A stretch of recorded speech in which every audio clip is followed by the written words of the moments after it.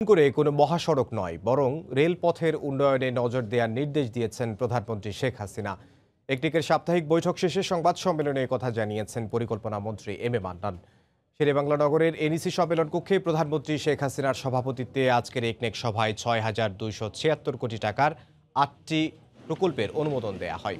এর সবগুলোই নতুন প্রকল্প, যার মধ্যে রয়েছে ২,৫০০ কোটি টাকা ব্যয়ে নারায়ণগঞ্জের ২,৫০০-এ জাপানিজ অর্থনৈতিক অঞ্চল নির্মাণ, ৮৮০ কোটি টাকা ব্যয়ে ঢাকা দক্ষিণের ৮টি এলাকার উন্নয়ন ও আধুনিকায়ন, প্রায় ২,০০০ কোটি টাকা ব্যয়ে ১০০ মিটার দৈর্ঘ্যের ৩৪০টি সেতু নির্মাণ প্রকল্প।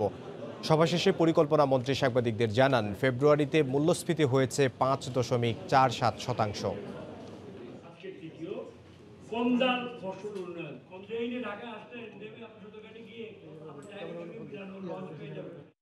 মাননীয় প্রধানমন্ত্রী বলছেন বেশ সড়ক আমরা করেছি, বাদ দিচ্ছি না, রেলটাকে আরও জোর দেন।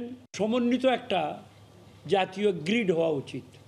Rail, road, water including air, এটা সম্ভব। টেকনোলজি আছে।